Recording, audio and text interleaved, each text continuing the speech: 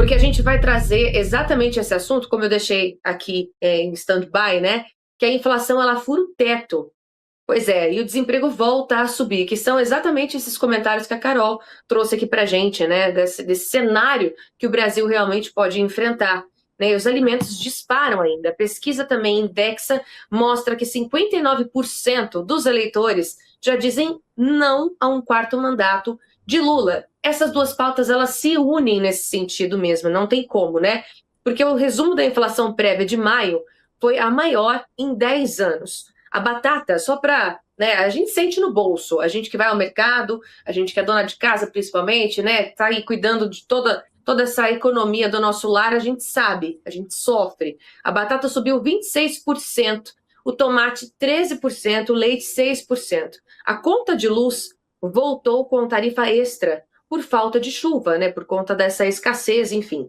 O desemprego voltou a subir também.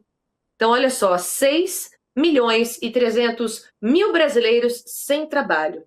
E aí a pesquisa Indexa, com 2.000 entrevistados, mostra que 59% dizem que Lula não merece outro mandato, porque o bolso sentiu, né, gente?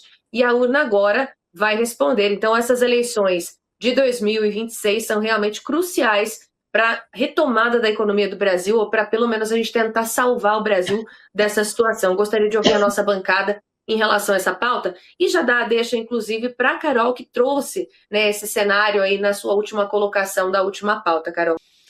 O desemprego, inflação, quem é que divulga esses dados? O IBGE. E o IBGE está debaixo de extrema suspeição. Todos os técnicos do IBGE são liderados ali, comandados por um nomeado completamente aparelhado pelo governo federal e está manipulando dados, manipulando informação.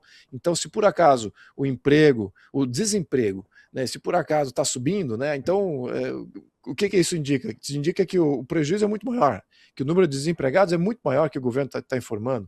A mesma coisa com relação à inflação. Ninguém mais acredita na inflação que é divulgada pelo governo, pelo IBGE especificamente, porque os dados vêm totalmente manipulados. E a gente sabe que o mercado, olha só, o mercado denuncia isso em alto e bom tom. Qual é os juros que o governo é exigido do governo para ele financiar a sua própria dívida? Qual é os juros que ele não consegue emitir títulos, porque senão ninguém compra? Ele pratica os juros de 15,5%. Se você tem 15,5% e o risco Brasil é de mais ou menos 2 a 3%, então significa que a inflação que o mercado acha que está de fato operando no Brasil é de no mínimo 10 a 2%. Né? Só subtrair juros que está sendo aplicado pelo Banco Central, né, que é os juros que o governo precisa oferecer para que o mercado compre os seus títulos e o governo possa se financiar. Então é 15,5%, menos o risco Brasil, que é na faixa de 2, 3%. Isso vai dar, de fato, o que seria a inflação. Então a inflação, na minha opinião, e na opinião do mercado, que compra os títulos do governo, está na faixa de muito acima de 10. E a gente vê alguns dados aí, como você muito bem pontuou, de itens da cesta básica, que ano sobre ano variam muito mais do que essa inflação, até mesmo a inflação que o mercado acredita que seja. Então veja só o nível que estamos de manipulação de informações importantes para tomar boas decisões de termos orçamentários, de alocação de recursos. Então a gente realmente está navegando aqui praticamente sem nenhuma visibilidade, em nevoeiro, porque o governo criou esse nevoeiro para que ele possa, de fato, praticar todas essas arbitrariedades, esses desvios, esses rombos fiscais que ele tem praticado, e isso aqui está atingindo, maculando toda a economia do Brasil. E o nível de investimento, o nível de empresários em recuperação judicial, o nível de empresários saindo do Brasil é recorde, estamos batendo recorde. Vemos até o número de brasileiros qualificados saindo fora do Brasil, batendo recorde. Então, esses são sinais de uma economia frágil, de uma economia que está sendo conduzida aí por esses criadores do nevoeiro. Então a gente precisa de fato espairar isso, e isso não vai acontecer até haver uma mudança de governo.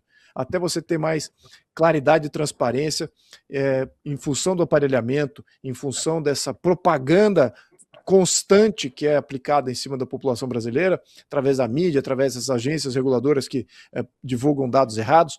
Tudo isso macula a qualidade econômica do Brasil, que a gente vê aí Até agora eles não conseguem mais esconder, está transbordando até os próprios relatórios do governo. Então, muito ruim. É isso, é por isso, mais uma razão que precisamos de uma mudança de governo esse ano. É fundamental. Ao mesmo tempo, sabemos que esse governo vai ser destrutivo até o último dia. Então, alerta total até o último dia do governo desse ano. Com certeza, deputado. Agora a Carol voltou aqui com a gente e só uma informação até para dar, deixa para você retomar o seu raciocínio. Essa inflação que estourou o teto é uma informação do IBGE, tá? Do dia 27 de maio e a pior prévia de maio desde 2016. Do IBGE, né? Então, assim, ela deve estar muito acima do que ela realmente é.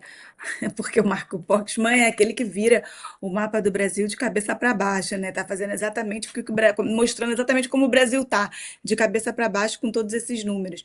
Tive um pico de luz, gente, não fui censurada, mas o que eu estava falando é que se o governo quiser realmente proteger o mais pobre, ele desonera a folha de pagamento, né? Tava fazendo aqui uma conta que quem ganha R$ 2.000, ele custa para a empresa em média R$ 3.500.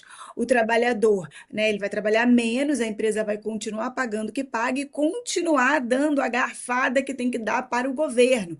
Então, na verdade, o governo está protegendo o mais pobre, mas não está protegendo quem protege o emprego do mais pobre. Está dando crédito subsidiado para motorista de aplicativo e o empregador médio continua pagando esses juros altíssimos. Então, é claro que uma pesquisa de opinião, a maioria da população está acordando para tudo isso, né? Está vendo que a medida das blusinhas, por exemplo, era totalmente populista, e agora, né, era totalmente arrecadatória e agora virou uma medida populista. O governo já devolveu aí essa capacidade da população voltar a comprar nos sites da China, né? Era uma medida para famosa proteção da indústria nacional, mas, de novo, se você quer proteger a indústria nacional, desonera, tira o imposto para que todo mundo jogue ali a mesma régua, mas a mesma régua não é impedir a importação, é beneficiar quem produz aqui, com impostos mais baixos, com uma lei trabalhista mais flexível, faz, por exemplo, revoga todas as leis de sindicato, faz como era no Bolsonaro.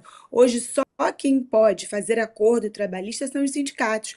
O trabalhador que quiser trabalhar menos, mesmo recebendo menos, não pode, porque é o sindicato que tem que responder por ele, né? O Estado brasileiro tutela a população como se fôssemos todos uns idiotas, que precisássemos de um sindicato para nos defender, do Lula para nos defender, né? De um Estado para saber se você pode ou não fazer homeschooling, como é que você educa o seu próprio filho. O brasileiro está de saco cheio disso, o brasileiro quer autonomia, o brasileiro quer poder trabalhar e ficar com o dinheiro suado do seu salário no final do mês, né?